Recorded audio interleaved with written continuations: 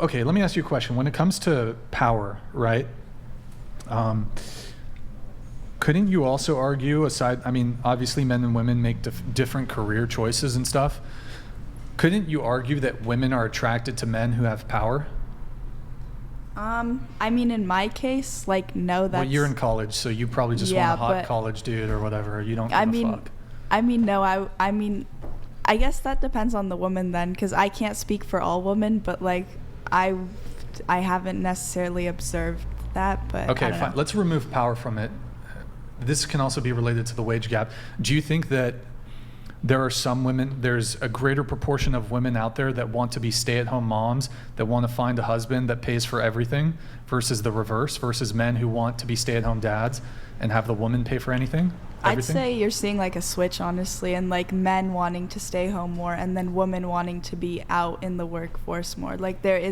I just think that a large part of that was also just the unequal access to a lot of these opportunities, but now that it's becoming Do you think it's a W? equalized. Do you really think it's a W as a woman to be a wage slave for 40, 50, 60 years and sitting and looking at a computer and dealing with annoying people? Then, is that a W to just be a wage slave? Depends on your goals.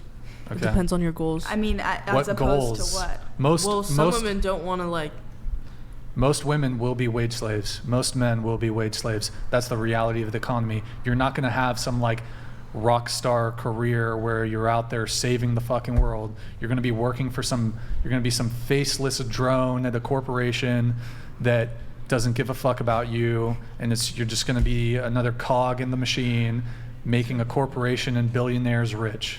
That's true, but at the end of the day, your life is defined by what you consider doing something meaningful. And for me, yes, I'm a woman, but I would consider my life a complete waste if I spent it raising a child, and that's what I did. Do you think that's a waste to?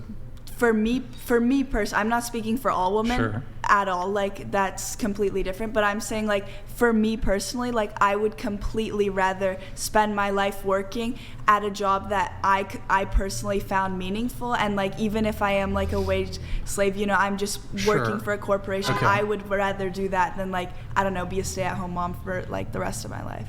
Well, honestly, here's what I think this comes down to. I don't think it's a man-woman thing. I think it's a class thing. I think it's more of a rich versus poor thing. We've been sold this idea, and feminism has been wonderful for corporations because we've doubled the labor pool.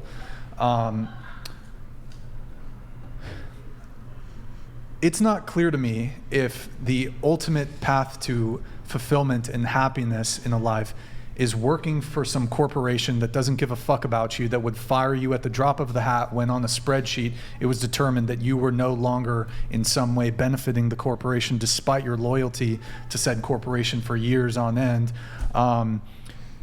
Being a worker drone to me is not what I think is particularly fulfilling. Yeah, and I would not consider that fulfilling either. But if the decision came down to it, for me personally, I would take that over. You'd rather be a worker that's drone what I for said too, 40, 50, 60 years 18. and not... Just be open-minded that you whatever. might change. I know I might change, but personally, I don't know. I've never been big on the whole responsibility of bearing a child and then raising it. I just feel it's too much, and I don't want that level of influence on I get that, but let me tell you, life. there's something weirdly biological that happens when you turn 27. That's what my mom says. That's what... Yeah. I was that exact what? thing. It's weird. Just don't sleep on it. You know what I mean? Yeah. I would just say that when it comes to power, it is a bit of an apex fallacy because you're only looking at the top percentage of men that have power. Most men have no power whatsoever. That most men and most women are in the exact same boat with a very small proportion of people who have power and who have a ton of money. So I don't think it's a gender thing. I don't think it's a man-woman thing. I think it's people who have power and people who don't. People who have a lot of money and people who don't. So I honestly think feminism is a psyop to distract the populace from... Anyways, I'm not going to get into that. But and we do need to wrap up here pretty soon, but let me see. So Do you think we? Oh, really quick, Sienna. You said women are discriminated against. How? Can I just can we move on from this? I don't want to argue about it. No, let's argue. We can argue. Tell me one thing. How are women discriminated against? Well, you already debunked her. I didn't do a thorough job with the wage gap. I could have provided some more details, but actually, there's a woman recently won the Nobel Prize in economics, where I believe, Nick, if you can look up the news article, some of the news sites are going to try to spin it a certain way, but a woman came out with she won the Nobel Peace, or not the Nobel Peace Prize. It was a Nobel Prize, I believe, in economics. If anybody in the chat could help us try to find it, she said that the wage gap the supposed earnings gap actually had more to do with women's choices when it came to taking time off from the workforce because they became mothers and had children. Yes, Claudia Golden wins Nobel Prize in economics for studying women at work. We're not going to read the whole article, but do a Control F and then say, look for mother in this.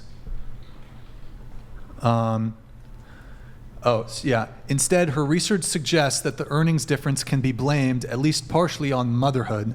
Let's see. So it came down to, I think, parenthood, slow down, reduce their hours of work. So anyways, we're not going to go too far into that. But did you have anything? Women are discriminated against. How? I don't